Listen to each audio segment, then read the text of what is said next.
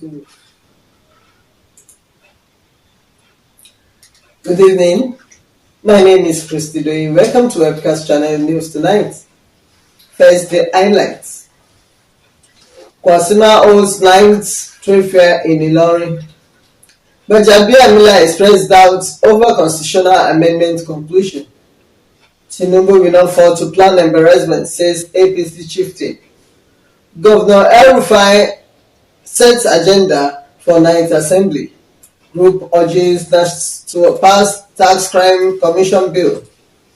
Now the news in full. Apprehension on Sunday enveloped just not local government area of Plateau State following discovery of the body of a lady suspected to have been raped to death and found close to Aris filling station at Feringada, part of the council area.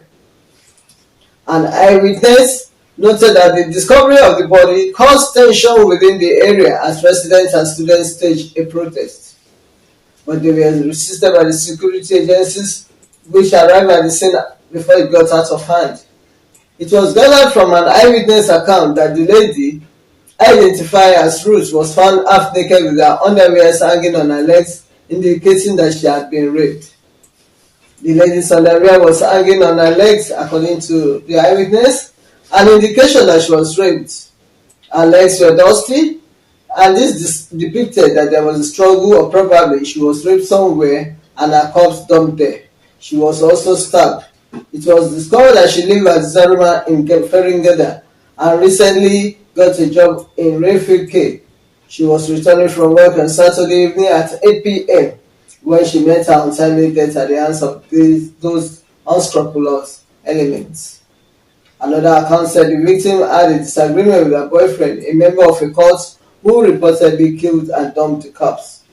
It was also gathered that miscreants took advantage of the protest to attack innocent traders at the tomato market Feringada before the intervention of security agents. However, spokesman of the Plateau State Police Command, DSP Alfred Alabo, who confirmed the incident, said the police have commenced investigation into the matter.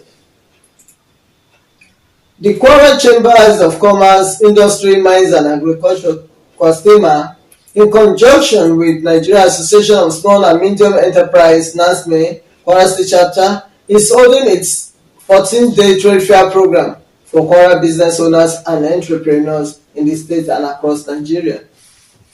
The 9th Kwara Trade Fair, which is currently ongoing at the Kwara State Stadium Complex in Ilorin, has been described by participants as a wonderful experience and a business booster for Kwara businessmen and women. Several hundreds of businessmen and women are participating in this year's trade fair in the state. According to one of the participants, Mrs. Maybata Latinoke Smith Bakare, an Azure fabric and paint manufacturer from Abeokuta, Ogun State, her brand name Stimulus Nigeria Limited with stand number NMK006 is of the opinion that the yearly event is of utmost necessity now that the economy is not too good and business not really thriving. Smith Bakare, who spoke with Webcast channel reporter, praised the Kwara State government, especially in the season that ends the year. She emphasized that the program has boosted the business of men and women in the state. Webat also appreciated Kwasima and for the encouragement given to all business owners at all levels. She also lauded the Kwara Women Wing of Nasima, Nawog, for the enablement given to women to fully participate in the trade fair. Smith is the vice chairman of the Stimulus Group, producer of Smith Adire, Kampala and Paints. She urged Kwara youth to engage in handwork and other productive businesses as vital parts of essentials to eradicate poverty in the state. Tinuke Smith noted that the experience now will determine her participation next year. However, commended the organizers for the commendable coordination. Femi Gbajabiamila, Speaker of the House of Representatives, on Monday expressed doubts over the conclusion of constitutional amendment before the expiration of the 9th Assembly in June 2021. He made this known at the second edition of the Distinguished Parliamentarians Lecture organized by the National Institute for Legislative and Democratic Studies in Abuja. The Speaker and the National based on differences in expectation of the context, peace, and the direction of the specific proposal. The Speaker said the conclusion of the amendment was necessary to enable it to advance the cause of the nation's democracy and put it together for the good of the country. Ojabiya Miller said one of the effective tools the Ninth Assembly had adopted was a public policy dialogue, adding that the dialogues were structured engagements between the stakeholders. This, he said, was designed to build a shared understanding of relationship between the two arms of government. Was threatened, it would portray a leeway for democracy and impactful good governance to thrive. This, according to him, does not, however, preclude the two arms having to occasionally diverge, even seriously on issues that have a direct bearing on the lives of constituents. Governor Nasir El-Rufai, the governor of Kaduna State, on Monday in Abuja, set the agenda for the Ninth Assembly before it meets up in June 2023. El-Rufai, who is the chairman of the Distinguished Parliamentarians Lecture 2022, organized by the Nigeria National Institute for Legislative and Democratic Studies in Abuja, said the agenda became imperative for the country. Speaking on the agenda, the governor urged the lawmakers to ensure the enactment of state and community policing laws, adding that the current policing system in the country will not work. According to him, Nigeria is the only country with a centralized policing system. The National Assembly must ensure it enacts a new law to take care of the policing system in the country, he added. He said that Nigeria remained the only country with a unitary judiciary, adding that the National Assembly should also ensure such was addressed before the expiration of its tenure. Speaking further, he said the lawmakers should enact a law that will ensure it made the first 12 years of education free and compulsory from primary to secondary school. According to El-Rufai, Nigeria can never make progress without educating everyone in the country. El-Rufai said that reforming the local government's autonomy to make each local government flexible to meet the needs of the state should also be the priority of the Ninth Assembly. He said these are things that need some creative legislation by the Ninth Assembly, and they must ensure these are achieved before it meets up in June. Commending the leadership of Senator Ahmad Lawan, the Senate President, and Femi Gbajabiamila, Speaker of the House of Representatives, he said the two are perhaps the most experienced legislators in the country. He said the lecture became necessary because the National Assembly was the most capitated branch of government, as it was usually dissolved whenever there was a coup. Speaking on why he would never be a lawmaker, El-Rufai said the legislature is one I know I cannot function because it does not have the patience.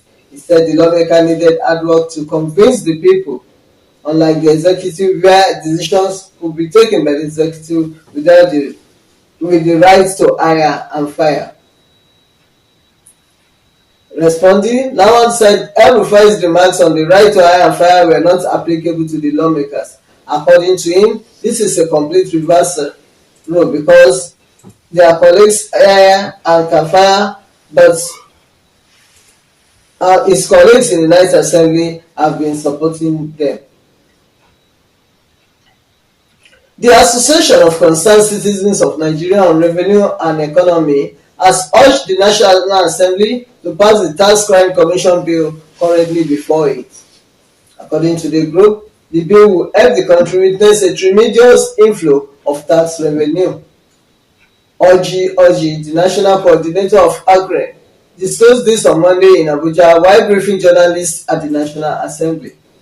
If the recommendation and the strategic framework in the bill could be implemented, he said Nigeria will witness a tremendous inflow of tax revenue of more than 30% of the country's gross domestic product (GDP).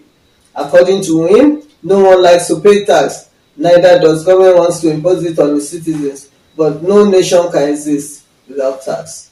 He said there was a need for the government to take on the responsibility of fashioning a fair, efficient, and transparent taxation system. Oji said that the system should be able to guarantee the security and protection of the taxpayers' rights. The bill seeks the establishment of a National Inspector General for Tax Crimes Commission.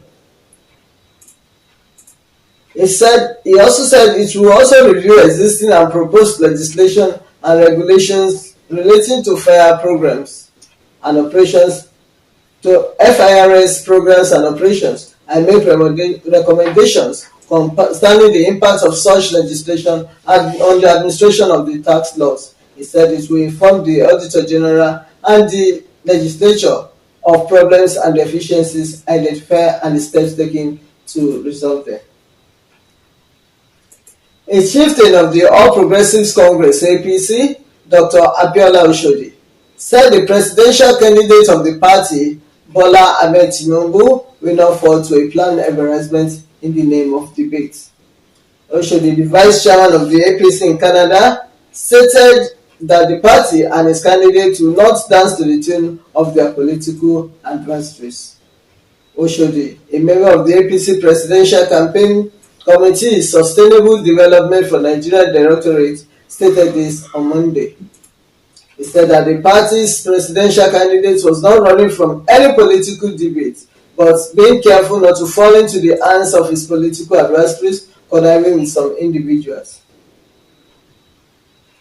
In addition, he said Asiwaju Bola Ahmed Tinubu has been engaging Nigerians in his campaign activities that he has taken to over 10 different states since the launch the campaign activities barely 4 weeks ago, and he has attended several town hall meetings and other relevant political activities.